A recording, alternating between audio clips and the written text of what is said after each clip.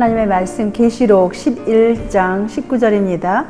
이에 하늘에 있는 하나님의 성전이 열리니 성전 안에 하나님의 언약궤가 보이며 또 번개와 음성들과 뇌성과 지진과 큰 우박이 있더라.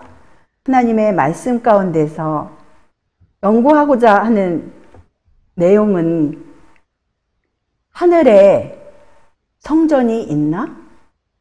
이런 질문으로 말씀에서 답을 얻는 시간이 되기를 기도하면서 계속 진행을 하겠습니다. 사실은 이거는 너무나 중요하기 때문에 그동안 이것을 공부하신 분들이라 할지라도 현재 이 계시록 11장에 보여주신 이 장면, 하늘에 하나님의 성전이 열린 이 장면을 다니엘에게도 보여주셨어요. 내가 보았는데 왕좌가 놓이고 옛적부터 항상 계신 이가 좌정하셨는데 그 옷은 희기가 눈 같고 그 머리털은 깨끗한 양의 털 같고 그 보좌는 불꽃이요 그 바퀴는 붙는 불이며 불이 강처럼 흘러 그 앞에서 나오며 그에게 수종하는 자는 천천히요 그 앞에 시위한 자는 만만이며 심판을 베푸는데 책들이 펴 놓였더라고 이렇게 말씀하십니다. 그런데 이 말씀에 대해서 이 옛적부터 항상 계신 이가 누구신지 우리가 말씀에서 끌어내야 돼요. 그 다음에 이제 그 13절에 보시면 인자 같은 이가 옛적부터 항상 계신 분에게 나오는 장면도 나옵니다. 그래서 여기 이제 심판의 장면 가운데 옛적부터 항상 계신 분이 계시고 인자 같은 분이 계시고 그 다음에 그 수종하시고 시위하시는 분들 천천만만의 거룩한 천사가 계세요. 그분들 앞에서 그분들이 심판을 베푸는데 책들이 펴놓였어요. 이 책들이 무엇이고 오늘은 그것이 중점이 아니고 그건 나중에 이제 우리가 시간이 되는 대로 차후에 다시 하겠습니다. 너무나 이거는 중요한 것이에요. 우리 모두의 구원에 관련된 사항이 여기에 달려 있습니다. 그래서 이건 너무나 중요해요. 이제 13절에 보시면 다니엘서 13절을 보시면 내가 또 밤 이상 중에 보았는데 인자 같은 이가 하늘 구름을 타고 와서 옛적부터 항상 계신 자에게 나와 그 앞에 인도되매 그래서 하늘에서는 이제 심판을 베푸신다고 하시고 책들이 열렸다고 했는데 이 심판의 시작이 언제이며 그 책들은 무엇이며 이것을 이제 영감의 글을 공부하신 분들은 다 답이 있습니다. 그런데 오늘은 거기가 중점이 아니고 요한에게 보여주신 광경을 도와 보시겠습니다. 보시면 몸을 돌이켜 나더러 말한 음성을 알아보려고 하여 돌이킬 때에 7 금촛대를 보았는데 촛대 사이에 인자 같은 이가 발에 끌리는 옷을 입고 가슴에 금띠를 띠고 계시록 1장 12절로 13절의 말씀입니다. 이 예언의 말씀을 읽는 자와 듣는 자들과 그 가운데 기록한 것을 지키는 자들이 복이 있나니 때가 가까움이라는 귀한 약속의 그 축복의 말씀을 허락하셨습니다. 이 말씀을 듣는 자, 그 가운데 기록한 것을 지키는 자들에게 복이 있다, 복을 약속하신 반면에 이 책의 마지막 책에 어떤 또 경고를 주셨는지 기억하시죠? 22장 18절을 보시면 내가 이 책의 예언의 말씀을 듣는 각인에게 증거하노니 만일 누구든지 이것들 외에 더하면 하나님이 이 책에 기록된 재앙들을 그에게 더하실 터이요. 만일 누구든지 이 책의 예언의 말씀에서 제하여 버리면 하나님이 이 책에 기록된 생명나무와 및 거룩한 성의 참여함을 제하여 버리시리라는 말씀이 있습니다. 그럼 여기 이 책에 기록된 생명나무에 관해서 계시록에 분명히 기록되지 않았습니까? 생명나무는 이것은 하나의 상징입니까? 실제입니까? 실제이죠. 거룩한 성이라고 하셨는데 거룩한 성 새 예루살렘이 하나의 상징적인 그림입니까? 실제입니까? 실제이죠. 이런 말씀을 하셨습니다. 우리는 남은 백성으로서 예언을 열심히 연구하는 학도들이 되어야 한다. 우리는 다니엘과 요한에게 보여준 계시 가운데 나타난 성소 주제에 관하여 똑똑히 알 때까지 연구를 그쳐서는 안 된다라는 말씀. 또 그 이후에도 이것은 이제 1883년 영문 교회 진암자에 기록된 글인데 그 이후에도 비슷한 말씀들이 많이 있어요. 아주 강력한 말씀을 하셨는데요. 1905년에 앞으로 온갖 종류의 속임수가 일어날 것이며 우리는 우리의 발이 설 수 있는 견고한 지대를 원한다. 우리는 건물을 위하여 견고한 기둥들을 원한다. 주님께서 세우신 것은 단 한 가지도 옮길 수 없다. 원수는 우리 영혼의 원수죠. 원수가 누구겠어요? 하나님과 사람의 원수, 진리의 원수죠.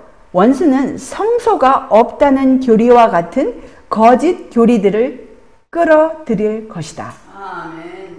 이것은 믿음에서 떠나는 자들이 중점을 두는 사항 중에 하나가 될 것이다. 그래서 과거에 기별자가 계신 동안에도 역시 마찬가지였고 그 이후에 1960년도, 1970년도 믿음에서 떠나는 사람들의 그 주장하였던 내용 가운데 하나가 뭐냐면 하늘에 성소가 없다라는 것이었어요. 나중에 이런 사람들 이제 일요일도 지킵니다. 이제 하나님이 진짜 하나님이 아니고 그냥 막연한 하나님이 돼버리고 또 하나님의 계명이 중요하지가 않아요. 하나하나 무너지기 시작하면 나중에는 그냥 하나님을 믿노라고는 하지만 어떻게 구체적으로 구원을 얻을 수 있는 믿음이 아니라 막연한 믿음이에요. 왜냐하면 사도 바울은 분명히 말씀하셨어요. 우리가 그냥 믿음이 아닙니다. 구원을 얻을 수 있는 믿음이에요. 예수님께서는 이 땅에 오신 이유가 자기 백성을 죄로부터 구원하시기 오셨습니다. 그러한 믿음이 필요해요. 죄로부터 구원을 받을 수 있는 믿음은 막연한 기분으로, 감정으로 아무리 우리가 뜨겁게 사랑한다 할지라도 예수님께서 제시하신 그 사랑, 예수님께서 제시하신 그 구원, 그 믿음을 우리가 가야 되지 않겠습니까? 주님께서 지난 50여 년 동안 우리에게 주신 진리가 아니라면 우리가 어디서 안전한 길을 찾을 수 있을까? 이때 이미 이제 켈록이라는 의사분이 엄청난 세력 가운데 그 제7일 재림교회 안에서 세력을 키우고 건물도 키우고 자기의 그런 모든 조직에서 나오는 그런 모든 세력을 이 사람이 흡수를 했습니다. 켈록이라는 의사가. 근데 그 의사의 직접적인 간접적인 영향하에 배틀크릭에 있는 교사들, 목사들, 의사들이 상당수가 믿음에서 떠났습니다. 그런데 그 중에 한 가지가 뭐냐면은 하늘에 성소가 없다라고 이제 직접적으로 주장하는 사람이 있는가 하면 간접적으로 그렇게 주장을 해요. 그래서 이것은 상당히 우리에게 현재 우리에게도 중요한 사항입니다. 왜냐하면 하늘에 성소가 없고 그럴 것 같으면 심판도 사실은 지금 성소에서 지금 분명히 다니엘서와 계시록에 보면 이제 우리가 같이 계속 앞으로 볼 것인데 다니엘서와 계시록은 하나의 서로가 서로를 보충해지는 한 책이라 해도 우리가 과언이 아닐 것입니다. 이 책에서 저 책을 보충해주고 또 반복하고 이럽니다. 그래서 우리가 주로 이제 다니엘과 계시록을 공부를 하고 또 여기에 관련된 증언의 말씀들을 보면서 그것이 어떻게 지금 현재 우리와 무슨 관련이 있으며 우리의 믿음과 구원에 어떤 관련이 있는지 답을 찾으시기를 우리 모두가 그렇게 되기를 예수님의 이름으로 기원합니다. 하늘 성소에서 이루어지고 있는 봉사에 대하여 올바로 이해하는 것은 무엇이다? 우리 신앙의 기초라고 그랬어요. 그래서 조금 전에 뭐라고 하셨냐면 우리 발이 견고한 지대 위에 서기를 원한다. 그 다음에 우리의 기둥들이 견고하게 그렇게 튼튼한 기둥들이 되기를 붙잡기를 원한다라고 말씀하시지 않았습니까? 우리의 기초가, 우리 신앙의 기초가 이렇게 견고한 바위 위에 세워지든가 아니면 모래 위에, 모래는 언제 이제 드러납니까? 비가 오지 않을 때는, 홍수가 치지 않을 때는 비가 오든 안 오면은 아무 상관이 없어요. 그냥 서 있어요. 우리의 믿음의 집이. 그런데 이제 홍수가 나고 바람이 불고 폭풍의 때에 우리의 발이, 우리의 믿음의 발이, 우리의 믿음의 기둥이 서 있을 것인가 안 서 있을 것인가, 그것은 지금 현재 기쁘고 즐거울 때 드러나는 게 아니에요. 평안할 때 드러나는 게 아니에요. 폭풍우가 일어날 때 과연 우리의 믿음의 발이, 믿음의 기둥이 쓰러지지 않고 넘어지지 않고 설 수 있을 것인가, 이것을 우리가 생각해야 하는 것입니다.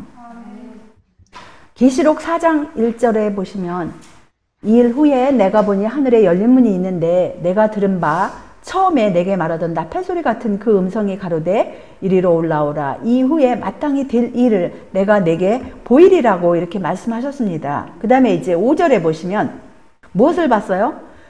보좌로부터 번개와 음성과 내성이 나고 보좌 앞에 7 등불 켠 것이 있으니 이는 하나님의 7 영이라고 말씀을 하십니다. 또 8장 3절을 보시면 또 다른 천사가 와서 제단 곁에 서서 금 향로를 가지고 많은 향을 받았으니 이는 모든 성도의 기도들과 합하여 보좌 앞 금단에 드리고자 함이라. 계시 가운데 이 하늘의 이 장면을 보셨습니다. 사도 요한은 계시 중에 하늘에 있는 하나님의 성전을 볼 수 있는 허락을 받았다.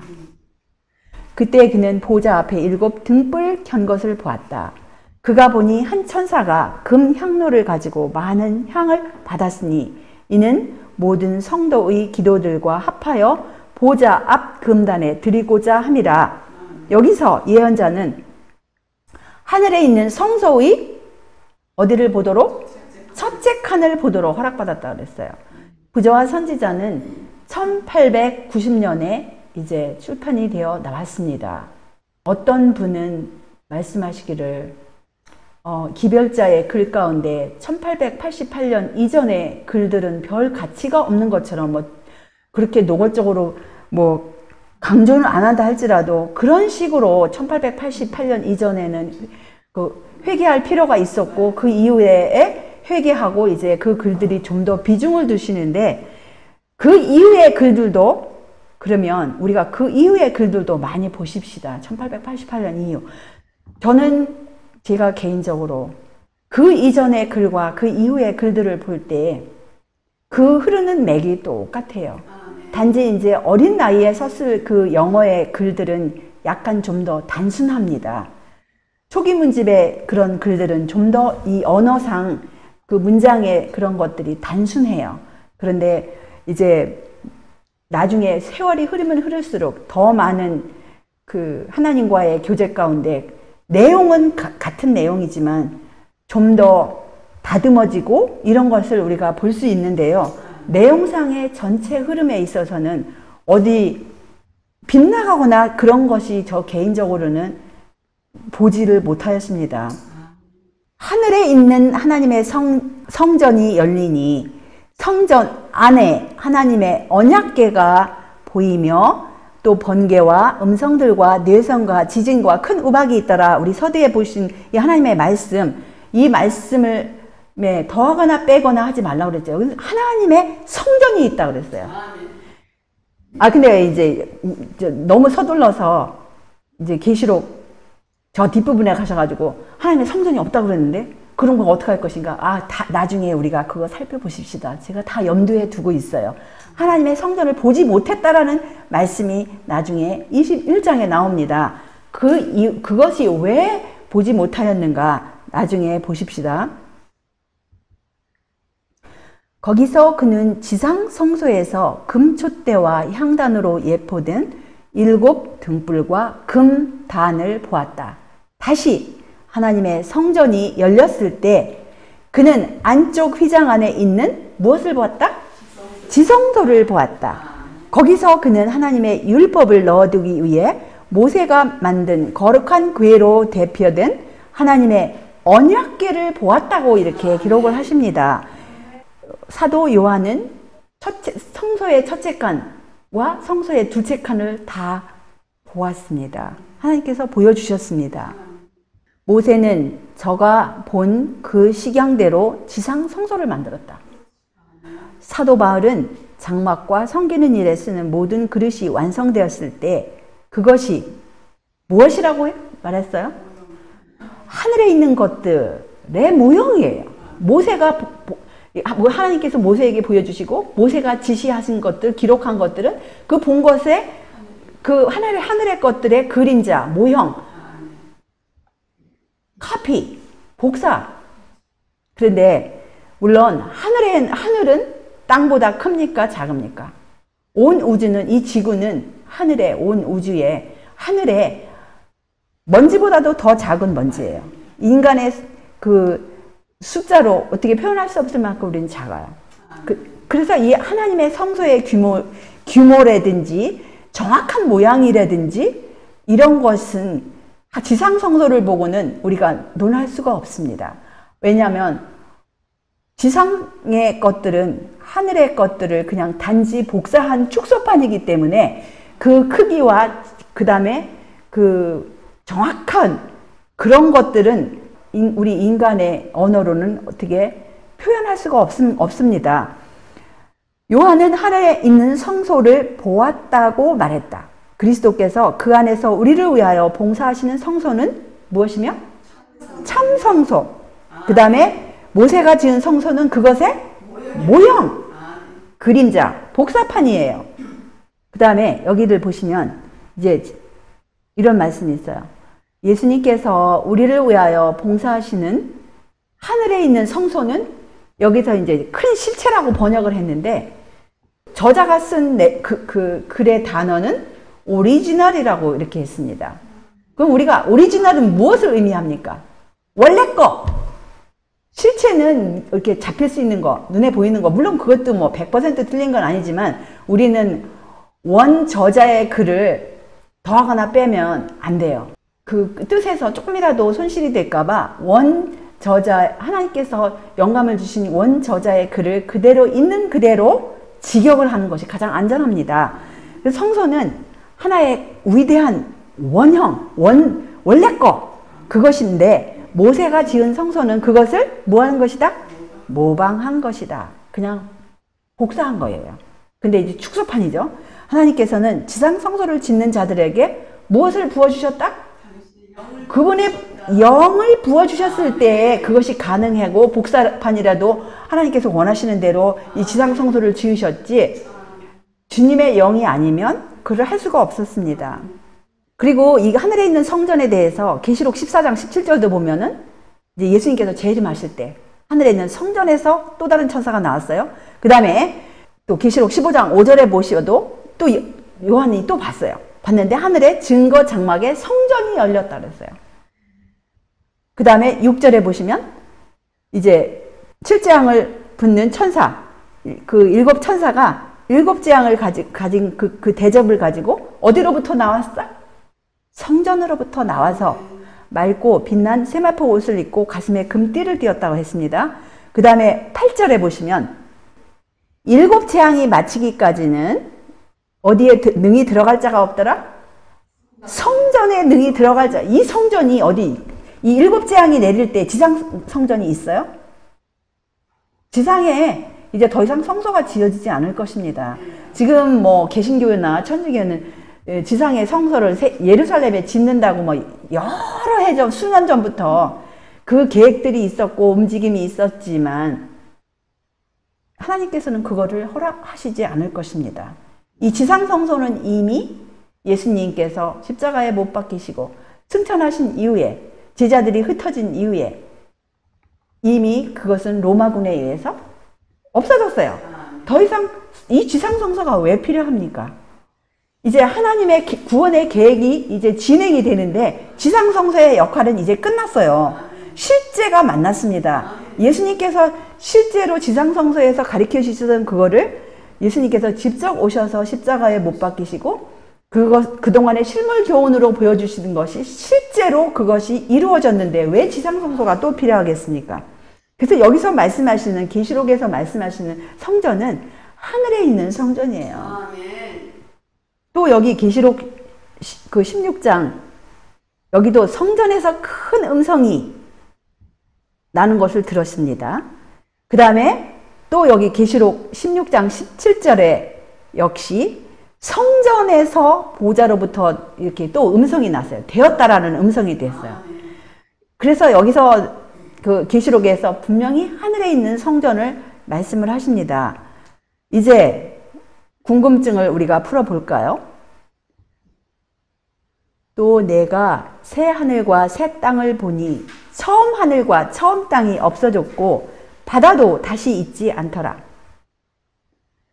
또 내가 보매 거룩한 성 새 예루살렘이 하나님께로부터 하늘에서 내려오니 그 예비한 것이 신부가 남편을 위하여 단장한 것 같더라.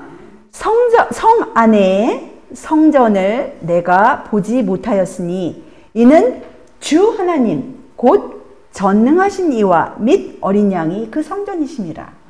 지금 이 시점은 언제 성 안의 성전을 보지 못했다는 거예요.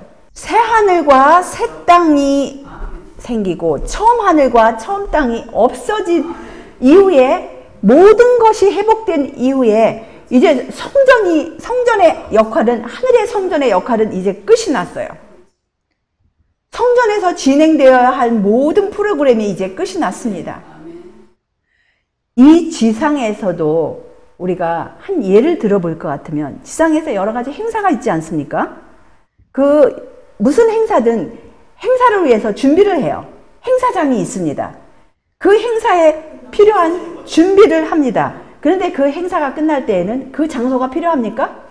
더 이상 필요가 없어요. 행사가 끝난 다음엔 하다못해 이러한 올림픽 경기장도 어떤 나라는 아주 가난한 나라들도 이제 올림픽을 유치하기 위해서 올림픽 경기장을 지어요. 여기서 수년 동안 이것을 지으면서 이것을 여기서 이제 행사가 이제 진행이 됩니다. 근데 올림픽이 딱 끝난 다음에 그 경기장이 필요합니까? 마찬가지예요. 필요가 없어요. 그 행사가 이미 끝났어요. 하늘에 그동안 진행되어 온 이 심판의 장면, 새 하늘과 새 땅이 임하고 구원받을 자가 다 구원받았는데 또 이제 천사들의 모든 의문이 풀렸는데 그것을 조사하여서 심판하고 이럴 필요가 있어요? 없어요? 없어요. 이 심판의 장면, 이 심판이 필요한 장소가 바로 이 하나님의 성전이었어요. 이 모든 수수께끼가 풀어지는 장소였습니다. 그런데 이 모든 수수께끼가 풀어지고 행사가 다 끝나고 구원받을 자가 구원받고 이제 모든 것이 다 끝나고 다 끝났는데 왜 하나님의 성전이 하늘에 또 필요할까요? 그리고 그때는 이제 하나님의 장막이 어디로 내려옵니까? 이 지구로 내려와요. 거룩한 새 예루살렘이 이 지구로 내려옵니다. 성전에 하나님의 성전, 하나님 자신이 이제 보좌의 중심이 되시는 분이 이 땅에 내려오시는데 그 이제 행사가 끝난 모든 그것이 왜 또 요한이 처음에 봤던 그 성전의 모습을 또 보겠습니까? 더 이상 보지 못해요. 이제 다니엘이나 사도 요한이 본 계시를 또 누가 봤습니까? 사도 바울에게도 이제 그거를 사도 바울의 글을 통해서도 우리가 알 수 있습니다. 이제 하는 말의 중요한 것은 이러한 대제사장이 우리에게 있는 것이라. 그가 하늘에서 우염의 보좌 우편에 앉으셨으니 성소와 참 장막에 부리는 자라. 이 장막은 주께서 베푸신 것이요 사람이 한 것이 아니니라고 이렇게 말씀하셨습니다. 주께서 베푸신 것이, 주께서 베푸셨다고 하셨는데 킹제임스에는 좀 더 이제 더 이렇게 자세하게 한 것 같아요. 주께서 지으셨다. 주께서 예를 들어가지고 옛날 장막은, 옛날 성소는 텐트를 이렇게 치잖아요. 그런 것처럼 주님께서 이렇게 하늘의 참 장막, 하늘의 성소는 주님께서 이렇게 만드신 장막이라는 것을 여기서 사도 바울이 말씀하고 계시는 것입니다. 그래서 이 지금 현재에 누가 계세요? 그 장막에, 참 장막에, 참 성소에, 하늘의 성소에 대제사장이 계십니다. 대제사장이 계시는데 하시는 일이 저희가 섬기는 것은 하늘에 있는 것의 모형과 그림자라. 모세가 장막을 지으려 할 때 지시하심을 얻은 바 같으니 가라사대 삼가 모든 것을 산에서 내게 보이던 본을 조차 지으라 하셨느니라. 그러나 이제 그가 더 아름다운 직분을 얻으셨으니 이는 더 좋은 약속으로 세우신 더 좋은 언약의 중보시라. 하늘에서 중보의 역할을 하시는 거예요.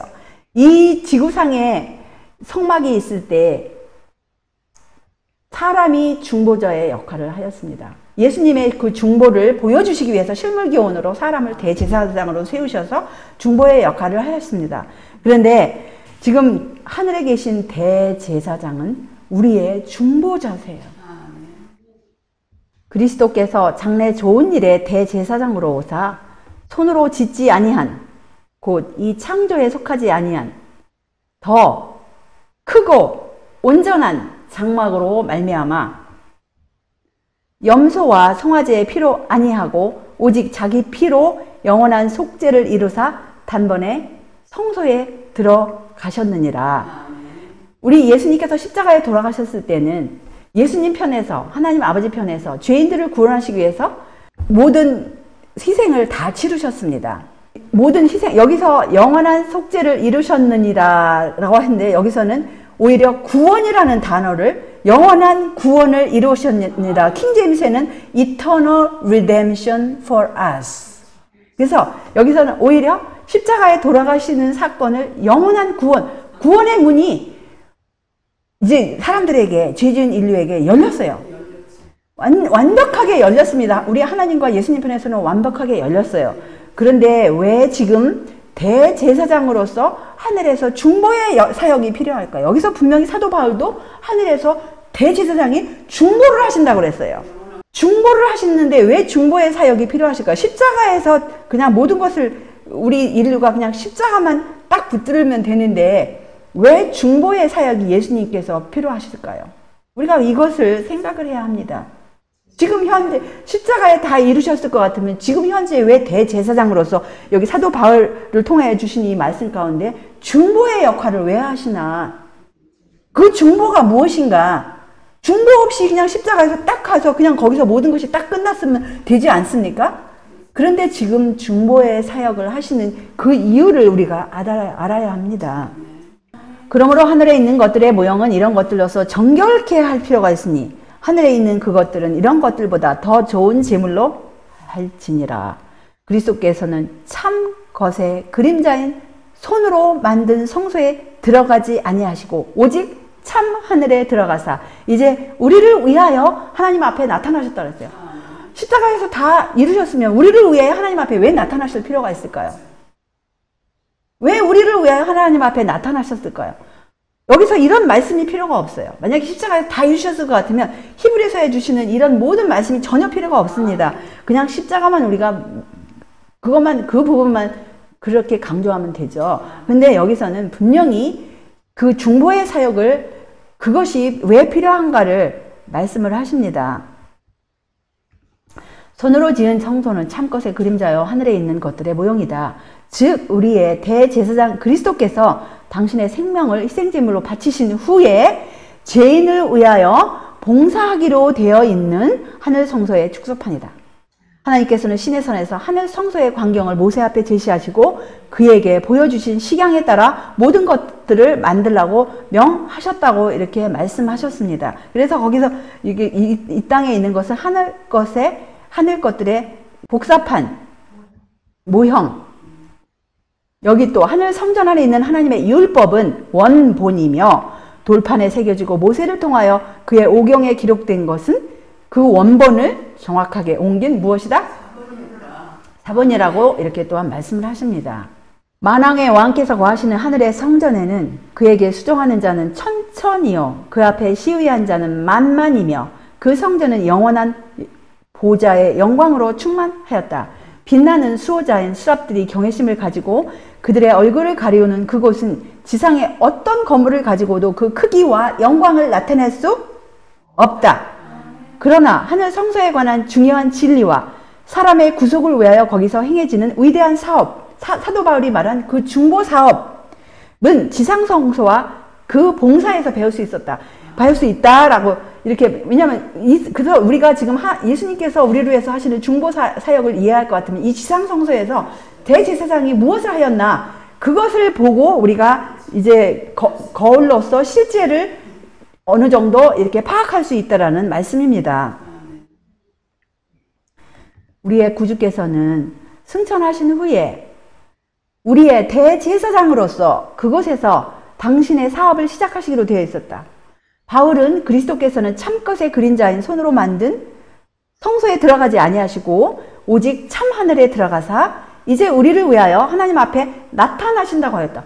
그래서 하늘의 성소, 또 예수님의 사역, 십자가 이후에 예수님의 사역을 부인할 것 같으면 성경 자체를 그냥 버려야 합니다. 성경에서 예수님의 사역, 십자가 이후의 사역을 이렇게 자세하게 우리에게 말씀하시는데 십자가만 강조하고 십자가 이후의 사역을 부인할 것 같으면 성경 자체를 부인하는 거예요. 그리스도의 봉사가 두 큰 부분으로 구성되어 있는 하늘 성소에서 각 봉사마다 일정한 시간과 구별된 장소를 가지는 것처럼 이 지상의 예표적인 봉사도 매일의 봉사와 연례적인 봉사의 두 부분으로 이루어졌고 각 봉사의 성막에 한 칸씩이 받쳐졌다. 그래서 매일의 봉사, 그 매일의 봉사 가운데서 죄 지은 사람이 와서 죄를 고백하고 그 염소나 양을 잡고 그 피를 가지고 가서 어디에 뿌립니까? 성소 앞에 있는 성소 기구들에게도 뿌리고 또 장막 앞에 가도 뿌리고. 그런데 1년에 한 번은 어떤 행사가 있어요? 대속제일이라는 행사가 있어요. 그동안 성소 안에 뭘로 더럽혀졌어요? 이제 고백한 죄인의 죄는 용서가 되었지만 그 죄의 거기에 대해서 죄의 그 기록이 성소로 안으로 들어가요. 그것이 지상 성소에서 행해지고 우리는 지금 하늘 성소에서 무슨 일이 행해지는가를 그걸 통해서 우리가 볼 수 있지 않습니까? 그래서 1년에 한 번씩 지상 성소를 다시 한번 정결케 하는 행사가 있어요. 그 다음에 이제 오늘은 시간이 없어서 구체적으로 안 하겠지만 그 모든 대쟁투의 종교를 표상하는 그런 행사가 있었습니다. 그것이 대속제일에 이루어졌어요. 그리스도께서 승천하신 후에 회개한 신자를 위해서 자기의 피로 탄원하시기 위하여 하나님 앞에 나타나시는 것처럼 제사장도 매일의 봉사에서 죄인들을 위하여 희생제물의 피를 성소에 뿌렸다고 했어요. 성막이 있는 동안에 그 당시에 사람이 그 제사장의 역할을 했지 않았습니까? 근데 제사장이 누구를 위해서 봉사를 할 수 있었죠? 자기의 죄를 인정하고 제물을 가져온 사람만을 위해서 봉사할 수 있었던 거예요. 아무나 위해서 봉사하지 않았어요. 자기의 죄를 인정하고 그 죄값으로 짐승을 가져온 사람만을 위해서 봉사를 할 수 있었어요. 이거 분명히 우리 짚고 넘어가야 돼요. 마찬가지로 예수님도 하늘에서 봉사를 하시는데 지금 중보 사역을 하시는데 누구를 하세요? 지상 성소를 보고 지금 현재 예수님의 사역을 이해하시는 거예요. 자기의 죄를 인정하고 예수님의 십자가의 보혈을 붙들고 그거를 가지고 나온 사람에게 그것을 하시고 죄를 정말 그거를 회개한 사람에게 용서를 해주세요. 그리고 용서에 끝나지 않아요. 나중에 보면 그냥 용서해서 끝마치면은 계속 그 사람이 뭐만 져요? 죄만 짓고 맨날 용서하고 죄만 짓고. 그게 아니에요. 예수님은 우리를 죄에서 구원하시기 위해서 이 십자가에 돌아가셨을 뿐만 아니라 지금 현재 그분의 성령으로 죄가 무엇인지를 보여주시는 것입니다. 죄가 무엇인지 또 올바르게 사는 것이 무엇인지 이제 나중에 히브리서의 8장에 또 다시 연거푸에서 나와요. 새 언약이 무엇인지를 보여주시기 위해서 그것을 지금 그 사역을 하고 계십니다. 그리스도의 피가 회개한 죄인을 율법의 정죄에서 풀어줄 것이지만 죄를 완전히 없이 하지는 못할 것이다. 그 죄는 최종적 속죄 때까지 성소의 기록에 남아있을 것이다. 이와 같이 모형에 있어서도 속죄 제물의 피는 회개한 사람에게서 죄를 제거하였으나 그것은 속죄일까지 성소에 남아있었다. 대속죄일까지 그것이 남아있었어요. 최후의 보상의 큰 날에 죽은 사람들이 자기 행위를 따라 책들에 기록된 대로 심판을 받을 것이다. 이 책들에 기록된 그 책들, 여기서 나오는 책들이 다니엘서 7장에서 책들이 펴놓였다라고 했지 않았습니까? 책들이 이제 물론 오늘 우리가 그런 시간 없어요. 그 책들이 과연 무슨 책들인지 책들에 기록된 대로 심판을 받는다 했어요. 그때 그리스도의 속죄의 공로로 말미암아 회개한 모든 사람의 죄가 하늘 책에서 도말된다. 이와 같이 성소는 죄의 기록에서 해방 혹은 정결케 되는 것이다. 모형에 있어서 이 속죄의 대사업, 곧 죄를 도말하는 대속죄일의 봉사, 곧 속죄 제물의 피의 공로로 말미암아 성소를 더럽혀 왔었던 죄를 제거함으로써 성취된 성소의 정결로 예표되었다고 이렇게 말씀하십니다. 최후의 속죄 때 진심으로 회개한 자의 죄가 하늘에 기록해서 도말되고 다시 기억되거나 마음에 떠오르지 않게 되어 있는 것과 같이 그 상징에 있어서도 죄는 회중으로부터 영원히 분리되어 광야로 옮겨지게 되는 것이다라고 이렇게 말씀을 하십니다. 제가 그동안에 인용한 부조와 선지자나 대쟁투 책이 이제 1888년에 나왔어요. 그런데 물론 이제 그 이전에 대쟁투 총서의 초안은 이미 그 이전에 다 잡혔고, 그런데 이제 다시 이런 더 이렇게 세분화돼서 이제 책들이 나온 것은 1888년에 대쟁투의 그 터판이 나왔고, 그 이후에 거기서 더 증보한 것이 1911년도 판이 나와요. 제가 인용한 건 다 1911년도 판. 그 기별자가 살아계신 동안에 자기가 살아서 다 이걸 눈으로 보고 확인하면서 만족해 했다고 그랬어요. 1911년도 판도. 거기서 다 지금 인용한 것입니다. 그리고 이제 부조와 선지자 이것도 1890년도 판이고, 그 다음에 제가 이제 어떤 분들은 시대의 소망만 신뢰하고 이제 부조와 선지자나 대쟁투는 별 볼 일 없는 것처럼 이렇게 또 생각하는 사람도 있더라고요. 시대의 소망에 소위 회개한 이후에 너 뭐라고 말씀하시는가? 하늘 성서를 인정하였나 안 하였나? 또 거기서 무엇을 예수님께서 하시는가? 자세히 한번 보십시다. 그러므로 자기를 힘입어 하나님께 나아가는 자들을 온전히 구원하실 수 있으니 이는 그가 항상 살아서 저희를 위하여 뭐 하시느라? 히브리서 7장 25절에요. 예수님께서 예수님을 의지하고 십자가를 의지하고 하나님께 나아가는 자들, 정말 회개하고 정말 죄를 극복하고자 그런 마음으로 간절히 나가는 자들을 어떻게 구원하실 수 있다? 온전히 구원하실 수 있다고 하셨어요. 죄로부터 온전히 구원하실 수 왜냐하면 예수님께서 지금 현재 살아 계셔서 우리를 위해서 간구하신다고 하셨어요. 시대소망 166쪽입니다. 성전의 봉사가 어디서 어디로 옮겨지고? 지상에서 하늘 성전으로 옮겨지고, 성소와 우리의 크신 대제사장이 인간의 눈에 보이지 않을지라도 제자들은 그것으로 말미암아 조금도 손실을 당하지 않을 것이었다. 그들은 구주의 부재, 그 부재로 말미암아 그들의 교통이 단절되거나 능력이 감퇴되는 일이 없음을 깨닫게 될 것이었다. 초대교회 교인들이에요. 예수께서는 어떻게 하신다고요? 하늘 성소에서 현재 하나님 아버지 앞에서 죄인들의 그 탄원을 위해서 중보하시고 간구하시는 한편, 그 다음에 무엇을 어떻게 하신다고요? 그분의 영으로, 그분의 성령으로, 그분의 영으로라고 더 직역이에요, 사실은. 그분의 영으로 여전히 지상교회를 섬기는 자가 된다. 그는 육안에서는, 우리 눈에서는 사라졌지만 그가 떠나가실 때 볼지어다 내가 세상 끝날 때까지 너희와 항상 함께 있으리라 하신 약속은 성취되었다고 말씀하죠. 예수님께서 그래서 지금 하늘에서 하나님 아버지 앞에서 죄인의 간절한 그 회개를 위해서 간구하시고 탄원하시고 중보하시고, 그 다음에 그 회개한 죄인, 회개하고자 원하는 죄인, 예수님의 그 모든 그 사역을 받아들이고 예수님의 말씀을 받아들이고 순종하자 하는 그 사람의 마음 가운데 역사를 하시는 거예요. 그분의 영으로 죄에 대해서, 의에 대해서, 심판에 대해서 가르쳐 주시는 것입니다. 그래서 우리는 오늘 말씀 가운데 제가 사실은 준비한 말씀에 많이 지금 빠뜨리고 여기저기 건너뛰면서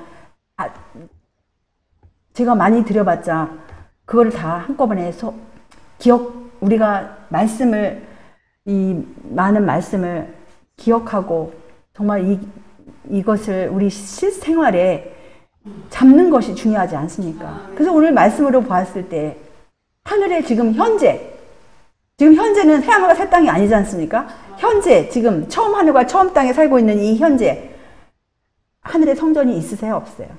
분명히 있는 걸 확인하였습니다.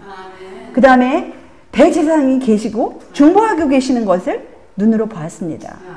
그래서 우리가 정말 우리의 자녀라든지 우리의 가족이라든지 아니면 우리의 교우라든지 우리의 친구가 이런 것을 하였을 때 우리는 온유와 겸손함으로 이 말씀을 나누면서 우리가 정말 이 마지막 때 과연 어떻게 살아야 되겠습니까?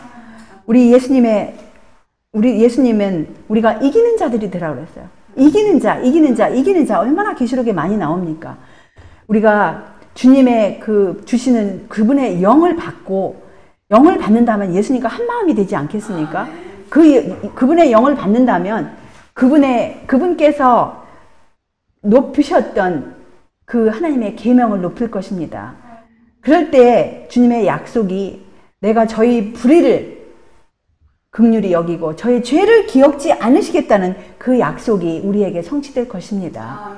주님의 지금 사역, 우리를 위해서 중보하시는 사역이 헛되지 않고 우리가 은혜를 헛되이 받지 않고 하나님의 말씀을 헛되이 받지 않는 우리 모두가 되어서 말씀 안에 뿌리가 내리고 정말 지적으로 영적으로 이 진리 안에 뿌리를 받고 그 진리를 순종하시는 우리 모두가 되시기를 바라면서 말씀을 줄이겠습니다. 같이 기도드리시겠습니다. 하늘에 계신 우리들의 아버지, 주님의 은혜에 다시 한번 감사와 찬양을 올려옵나이다. 주님께서 우리 죄지은 인류를 구원하시고자 하나님 아버지의 독생자를 이 땅에 보내주시고 우리의 죄값을 단번에 치르심으로써 구원의 문을 모든 사람들에게 열어놓으셨습니다. 지금 우리가 오늘 이 말씀 가운데서 구원의 문을 열어놓으신 예수님께서 이제는 참 하늘에 들어가셔서 우리의 대제사장으로서 봉사하심으로써 중보하시고 간구하시는 그 말씀을 우리가 말씀 가운데서 확인할 수 있도록 은혜를 베푸셔서 진심으로 감사합니다.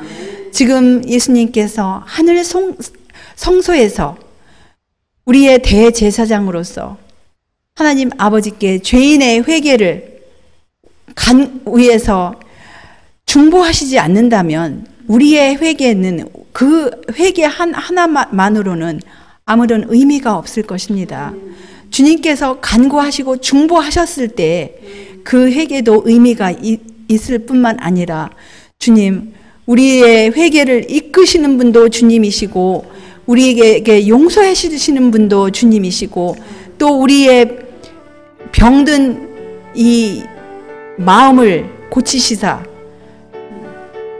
불순종하는 마음을 고치시사 즐거움으로 순종케 하고자 고치시는 그 사역조차도 주님께서 온전히 하시지 않는다면 우리는 우리 인간의 힘뿐으로는 아무것도 할 수 없음을 우리가 압니다. 그런데 주님께서는 우리를 위해서 중보하시는 그 사역, 하늘에서 중보하시고 우리 안에서 중보하시는 그 사역 때문에 우리가 소망이 있고 주님께서 우리의 구원의 열쇠가 되시고 처음과 나중에 되시고 알파와 오메가가 되신 그 모든 사실을 인하여 참으로 감사와 찬양을 올리옵나이다.